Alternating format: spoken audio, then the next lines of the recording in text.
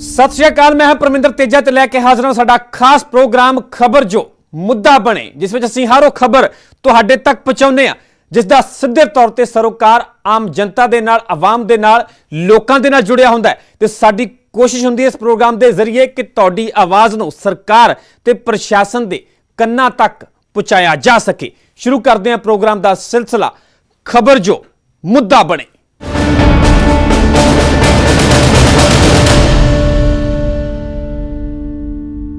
सब तो पहली खबर सरहदी इलाके गुरदासपुर दे नाल जुड़ी हुई है, जिथे नापाक गवांढी अक्सर नापाक साजिश रचदा है, जहर उगलण दी कोशिश करदा है।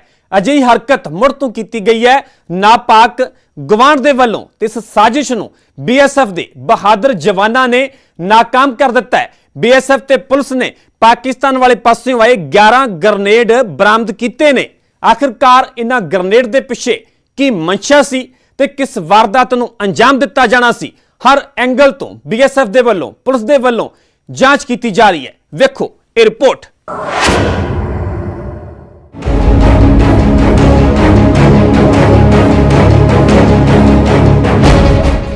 जदों देश दे विच वड्डे अंदोलन चलदे ने, उदों नापाक मुल्क दीआं नापाक साजिशां सामने आउण लगदियां ने। इस मुल्क नूं पता है कि उंज तां आपसी भाईचारे नूं बखेरिया नहीं जा सकदा ते कुछ चालां दे नाल ही कोशिशां करके वेखियां जाण। पर नापाक पाकिस्तान ये नहीं जानदा, जदों इस मुल्क ते इस मुल्क दे विच बैठियां शरारती ताकतां ने अजिहियां घिनौणीआं हरकतां कीतीआं तां भारती खुफिया एजेंसियां ते भारती फौज ने इस दा मूंह तोड़ जवाब दिता है, यानी कि इस दीआं कोशिशां नूं निस्त नाबूद कीता है। ताज़ा मामला गुरदासपुर दे दुरंगला दे पिंड सलाच दा है, जिथे बीते दिनी बीएसएफ दे वल्लों एक ड्रोन जो कि पाकिस्तान वाले पासों आया सी ते 18 रौंद फायर कड्ढे गए सन। भारतीय फौजियों के कोल खुफिया एजेंसियों का इनपुट सी कि पाकिस्तान ड्रोन के राही कोई कुछ ही हरकत कर सकता है, जो अजिही हरकत की भी गई। पाकिस्तान वालों 11 ग्रनेड एक पैकेट के विच भर के सुट्टे गए, जो कि हुण पुलिस के हत्थीं चढ़ चुके हैं। दस दिए कि बीएसएफ ते स्थानक पुलिस बीते दिन तो ही चौकस सी ते सर्च ऑपरेशन के जरिए इस खेप नूं काबू किया गया।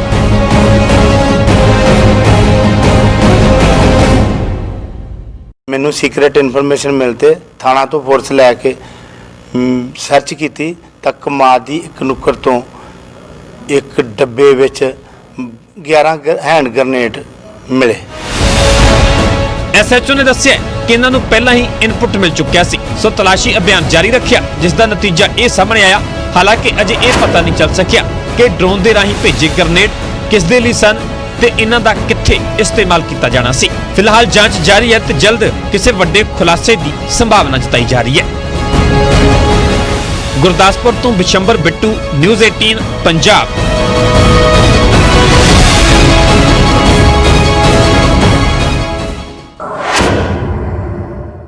उधर इनकम टैक्स विभाग की रेड के बाद आड़तियां का गुस्सा 7वें आसमान ते नजर आ रहा है, जिन्हां केंद्र सरकार के खिलाफ मोर्चा खोल दिता है। आड़तियां ने 22 तो 25 दिसंबर तक पंजाब दीआं सारियां मंडियां बंद रखने का ऐलान कर दिता है। आड़तियां ने केंद्र ते बदलने वाली कार्रवाई करने के इल्जाम लगाए ने ते उत्थे इस मुद्दे ते सियासत भी सिखरां ते नजर आ रही है ते विरोधी इनकम टैक्स की रेड के बहाने केंद्र नूं निशाने ते लै रहे ने।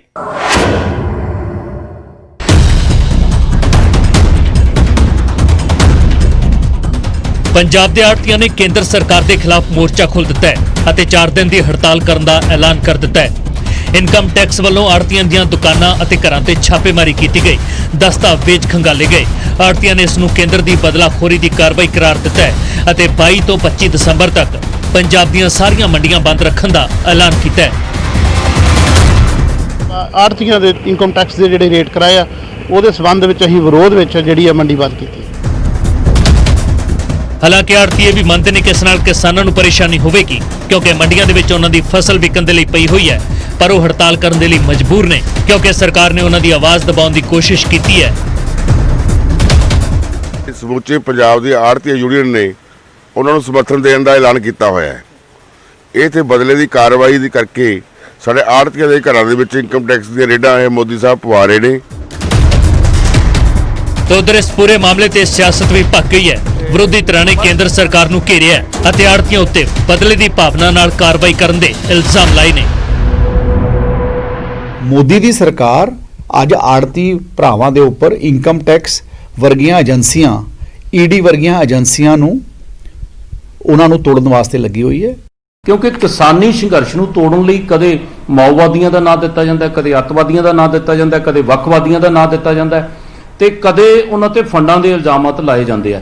ਇਹ ਵੀ ਉਸੇ ਨੀਤੀ ਦੇ ਤਹਿਤ ਹੈ ਕਿ ਕਿਸੇ ਨਾ ਕਿਸੇ ਤਰੀਕੇ ਸੰਘਰਸ਼ ਨੂੰ ਤੋੜਿਆ ਜਾਵੇ। ਖੇਤੀ ਕਾਨੂੰਨਾਂ ਦੇ ਖਿਲਾਫ ਕਿਸਾਨਾਂ ਦੇ ਪ੍ਰਦਰਸ਼ਨ ਵਿੱਚ ਆੜਤੀਏ ਵੀ ਪੂਰੀ ਤਰ੍ਹਾਂ ਡਟੇ ਹੋਏ ਨੇ। ਆੜਤੀ ਵੀ ਕਿਸਾਨਾਂ ਦਾ ਸਾਥ ਦੇ ਰਹੇ ਨੇ ਅਤੇ ਆੜਤੀਆਂ ਉੱਤੇ ਇਨਕਮ ਟੈਕਸ ਵਿਭਾਗ ਵੱਲੋਂ ਕੀਤੀ ਗਈ ਰੇਡ ਨੂੰ ਵੀ ਇਸੇ ਨਾਲ ਜੋੜ ਕੇ ਦੇਖਿਆ ਜਾ ਰਿਹਾ ਹੈ।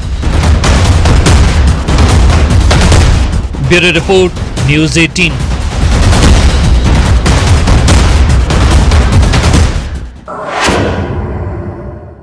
ਹੁਣ ਗੱਲ ਕਰਾਂਗੇ ਕਿਸਾਨੀ ਅੰਦੋਲਨ ਦੀ। ਕਿਸਾਨਾਂ ਤੇ ਸਰਕਾਰ ਦੇ ਵਿਚਕਾਰ ਕਈ ਬੈਠਕਾਂ ਦਾ ਦੌਰ ਚੱਲਣ ਦੇ ਬਾਵਜੂਦ ਅਜੇ ਤੱਕ ਕੋਈ ਵੀ ਹੱਲ ਨਹੀਂ ਨਿਕਲ ਸਕਿਆ। ਦੂਜੇ ਪਾਸੇ ਕਿਸਾਨਾਂ ਵੱਲੋਂ ਲਗਾਤਾਰ ਸਰਕਾਰ ਤੇ ਦਬਾਅ ਬਣਾਇਆ ਜਾ ਰਿਹਾ ਹੈ। ਦਿੱਲੀ ਬਾਰਡਰਾਂ ਤੇ ਡਟੇ ਕਿਸਾਨਾਂ ਨੇ ਅੰਦੋਲਨ ਨੂੰ ਨਵੀਂ ਧਾਰ ਦੇਣ ਦੀ ਕੋਸ਼ਿਸ਼ ਕੀਤੀ ਹੈ। ਲੜੀਵਾਰ ਭੁੱਖ ਹੜਤਾਲ ਸ਼ੁਰੂ ਹੋ ਗਈ ਹੈ ਤੇ ਨਾਲ ਹੀ ਖੂਨ ਦੇ ਨਾਲ ਸਰਕਾਰ ਦੇ ਨਾਮ ਚਿੱਠੀਆਂ ਭੇਜਣ ਦਾ ਵੀ ਇਰਾਦਾ ਕਰ ਲਿਆ ਗਿਆ। ਉੱਥੇ ਗੱਲ ਸਰਕਾਰ ਦੀ ਕੀਤੀ ਜਾਵੇ ਤਾਂ ਕੇਂਦਰ ਦੇ ਵੱਲੋਂ ਖੇਤੀ ਕਾਨੂੰਨਾਂ ਦੇ ਹੱਕ ਦੇ ਵਿੱਚ ਆਪਣੇ ਤਰਕ ਦਿੱਤੇ ਜਾ ਰਹੇ ਨੇ।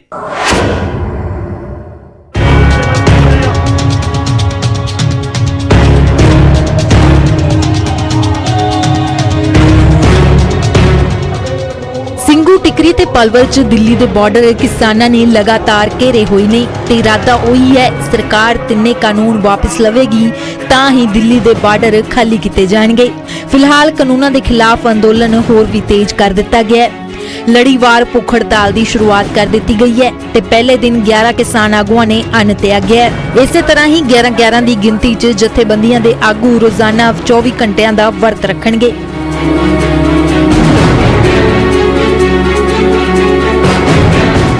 ਅੱਜ ਤਕਰੀਬਨ 11 ਜਿਹੜੇ ਸਾਡੇ ਕਿਸਾਨ ਆਗੂ ਆ ਉਹ ਭੁੱਖ ਹੜਤਾਲ ਤੇ ਬੈਠੇ ਆ ਕਿ ਜਿਹੜੀ ਆ ਹੰਗਰ ਸਟ੍ਰਾਈਕ ਕੀਤੀ ਜਾਵੇ ਔਰ ਲਗਾਤਾਰ ਜਿਹੜੀ ਇਹ ਚੇਨ ਸਿਸਟਮ ਬਣਿਆ ਹੋਊਗਾ ਹੜਤਾਲ ਦਾ, ਇਹ ਲਗਾਤਾਰ ਜਿਹੜਾ ਚੱਲੇਗਾ।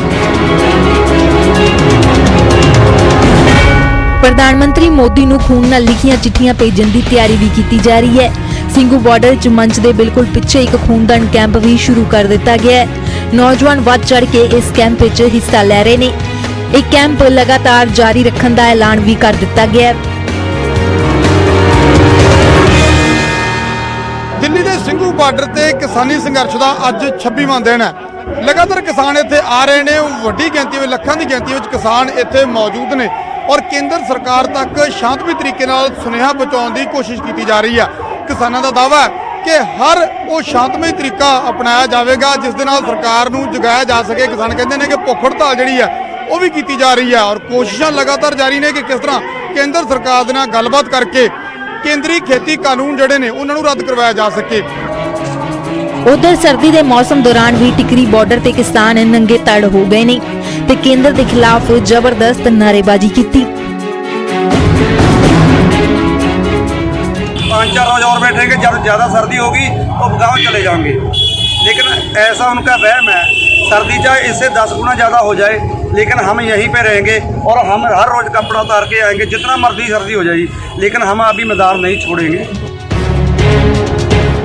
26 ਨਵੰਬਰ ਤੋਂ ਹੀ ਕਿਸਾਨ ਦਿੱਲੀ ਦੇ ਬਾਰਡਰਾਂ ਤੇ ਡੇਰੇ ਪਾ ਕੇ ਬੈਠੇ ਨੇ। ਕੇਂਦਰ ਨਾਲ ਕਈ ਦੌਰ ਦੀ ਗੱਲਬਾਤ ਵੀ ਕਿਸੇ ਸਿਰ ਬੰਨੇ ਨਹੀਂ ਲੱਗ ਸਕੀ। ਸਰਕਾਰ ਸੋਧ ਦੀ ਗੱਲ ਵਾਰ-ਵਾਰ ਕਹਿ ਰਹੀ ਹੈ ਤਾਂ ਕਿਸਾਨ ਵੀ ਕਾਨੂੰਨ ਰੱਦ ਕਰਨ ਤੋਂ ਇਲਾਵਾ ਕਿਸੇ ਸਮਝੌਤੇ ਲਈ ਤਿਆਰ ਨਹੀਂ।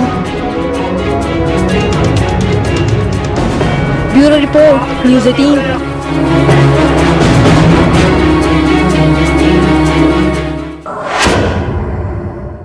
ਹੁਣ ਗੱਲ ਕਰਾਂਗੇ ਕਰੋਨਾ ਦੀ। ਜਿਨ੍ਹਾਂ ਨੂੰ ਲੱਗਦਾ ਹੈ ਕਿ ਕਰੋਨਾ ਦਾ ਕਹਿਰ ਖਤਮ ਹੋ ਗਿਆ ਹੈ ਤਾਂ ਇਹ ਤੁਹਾਡਾ ਵੱਡਾ ਭੁਲੇਖਾ ਹੋਵੇਗਾ। ਸਾਡਾ ਮਕਸਦ ਦਰਸ਼ਕਾਂ ਨੂੰ ਡਰਾਉਣਾ ਨਹੀਂ ਹੈ ਬਲਕਿ ਜਾਗਰੂਕਤਾ ਪੈਦਾ ਕਰਨਾ ਹੈ। ਇਹ ਸਭ ਅਸੀਂ ਇਸ ਵਾਸਤੇ ਕਹਿ ਰਹੇ ਹਾਂ ਕਿਉਂਕਿ ਬਰਤਾਨੀਆ ਦੇ ਵਿੱਚ ਕਰੋਨਾ ਦਾ ਅਜਿਹਾ ਨਵਾਂ ਵਰਜਨ ਸਾਹਮਣੇ ਆਇਆ ਜੋ ਕਾਫੀ ਘਾਤਕ ਮੰਨਿਆ ਜਾ ਰਿਹਾ ਹੈ, ਜਿਸ ਦੇ ਚੱਲਦਿਆਂ ਬਰਤਾਨੀਆ 'ਚ ਕਰੋਨਾ ਦਾ ਅੰਕੜਾ ਵੀ ਵਾਧਾ ਹੋਇਆ ਨਜ਼ਰ ਆ ਰਿਹਾ ਹੈ। ਸੋ ਇਸ ਕਰਕੇ ਇਹੀ ਗੱਲ ਪੱਲੇ ਬੰਨ੍ਹਣ ਵਾਲੀ ਹੈ ਕਿ ਜਦੋਂ ਤੱਕ ਵੈਕਸੀਨ ਨਹੀਂ ਆ ਜਾਂਦੀ ਉਦੋਂ ਤੱਕ ਲਾਪਰਵਾਹੀ ਦੀ ਕੋਈ ਵੀ ਗੁੰਜਾਇਸ਼ ਨਹੀਂ, ਢਿੱਲ ਵਰਤਣ ਦਾ ਕੋਈ ਵੀ ਸਵਾਲ ਪੈਦਾ ਨਹੀਂ ਹੁੰਦਾ।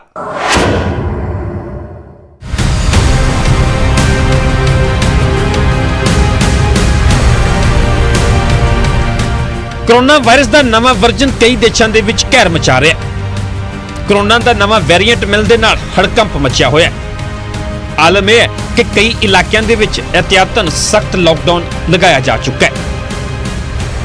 ਇਸ ਵਾਇਰਸ ਦੇ ਖਤਰਨਾਕ ਪ੍ਰਭਾਵਾਂ ਨੂੰ ਵੇਖਦੇ ਹੋਏ ਭਾਰਤ ਸਰਕਾਰ ਨੇ ਵੀ ਚਿੰਤਾ ਜ਼ਾਹਰ ਕੀਤੀ ਹੈ।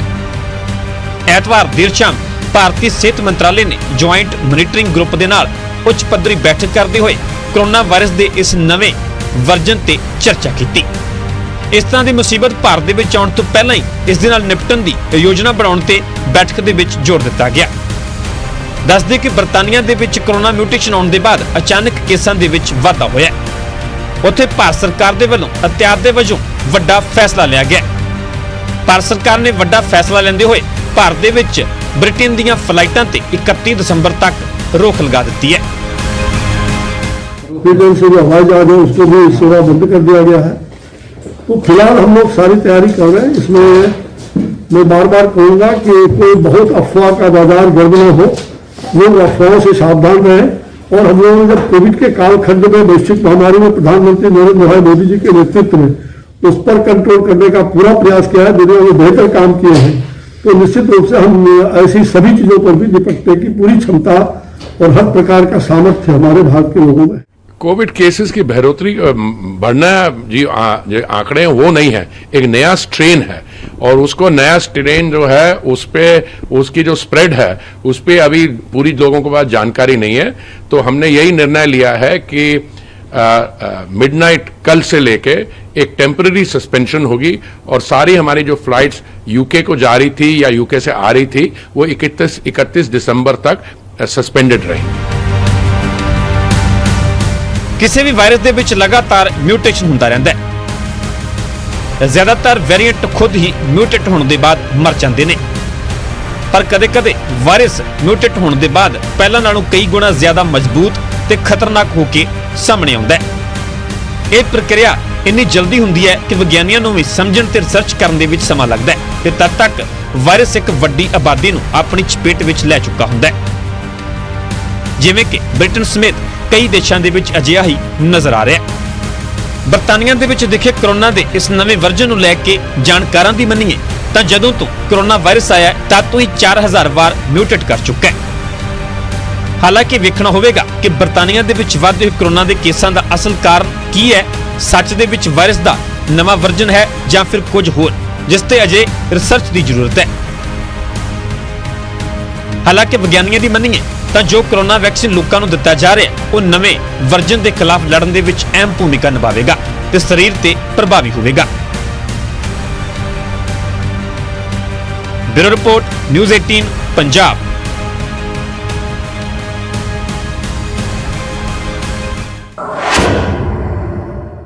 ਹੁਣ ਗੱਲ ਕਰਾਂਗੇ ਲਗਾਤਾਰ ਮੌਸਮ ਦੇ ਬਦਲ ਰਹੇ ਮਿਜਾਜ਼ ਦੀ। ਹੱਡ ਚੀਰਵੀਂ ਠੰਡ ਲੋਕਾਂ ਦੇ ਲਈ ਘਾਤਕ ਸਾਬਤ ਹੋ ਰਹੀ ਹੈ। ਪੂਰਾ ਉੱਤਰ ਭਾਰਤ ਸਰਦੀ ਦੇ ਪ੍ਰਕੋਪ ਦੇ ਨਾਲ ਘਿਰਿਆ ਹੋਇਆ ਨਜ਼ਰ ਆ ਰਿਹਾ ਹੈ।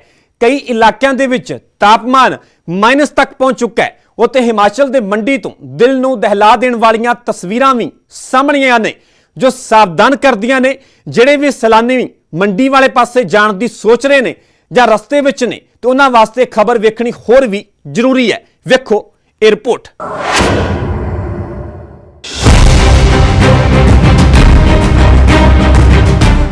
उत्तर भारत 'ਚ ठंड ਦਾ ਕਹਿਰ ਜਾਰੀ ਹੈ। ਹਿਮਾਚਲ 'ਚ ਪਈ ਬਰਫ਼ਬਾਰੀ ਨੇ ਠੰਡ 'ਚ ਵਾਧਾ ਕਰ ਦਿੱਤਾ ਹੈ। ਲਾਹੌਲ ਸਪੀਤੀ 'ਚ ਤਾਂ ਨਦੀਆਂ ਦਾ ਪਾਣੀ ਬਰਫ਼ ਬਣ ਗਿਆ ਹੈ।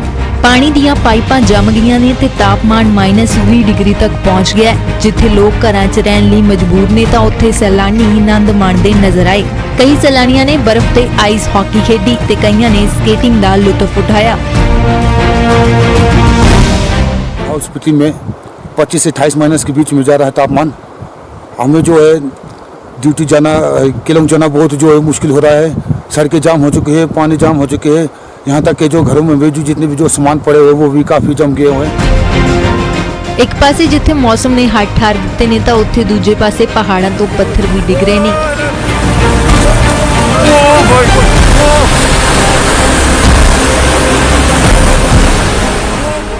दिल दहला देने वाली तस्वीरां हिमाचल की मंडी दियां ने जिथे पहाड़ों तो पत्थर डिगे। ਪੱਥਰ ਡਿੱਗਣ ਦੀ ਘਟਨਾ ਡੰਪਿੰਗ ਸਾਈਟ ਦੇ ਨੇੜੇ ਵਾਪਰੀ, ਜਿਸ ਕਾਰਨ 2 ਕਾਰਾਂ ਨੂੰ ਨੁਕਸਾਨ ਹੋਇਆ ਹੈ, ਪਰ ਕਾਰ ਸਵਾਰਾਂ ਨੂੰ ਸੁਰੱਖਿਅਤ ਬਚਾ ਲਿਆ ਗਿਆ। ਪਰ ਆਵਾਜਾਈ ਲੰਬੇ ਸਮੇਂ ਤੱਕ ਪ੍ਰਭਾਵਿਤ ਰਹੀ। ਦਰਅਸਲ ਇੱਥੇ 4 ਲੇਨ ਦਾ ਕੰਮ ਚੱਲ ਰਿਹਾ ਹੈ, ਪਰ ਫਿਲਹਾਲ ਕੰਮ ਬੰਦ ਸੀ। ਜੇ ਕੰਮ ਚੱਲਦਾ ਹੁੰਦਾ ਤਾਂ ਜਾਨੀ ਨੁਕਸਾਨ ਹੋ ਸਕਦਾ ਸੀ।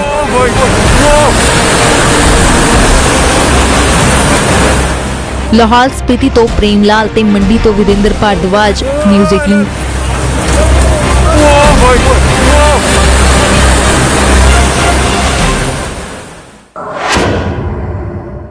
ਸੋ ਇਹ ਸੀ ਸਾਡਾ ਖਾਸ ਪ੍ਰੋਗਰਾਮ ਖਬਰ ਜੋ ਮੁੱਦਾ ਬਣੇ। ਕੱਲ ਕੁਝ ਹੋਰ ਖਬਰਾਂ ਦੇ ਨਾਲ, ਕੁਝ ਹੋਰ ਲੋਕਾਂ ਦੇ ਨਾਲ ਜੁੜੇ ਮੁੱਦਿਆਂ ਨੂੰ ਲੈ ਕੇ ਤੁਹਾਡੇ ਫਿਰ ਮੁਖਾਤਿਬ ਹੋਵਾਂਗੇ। ਤਦ ਤੱਕ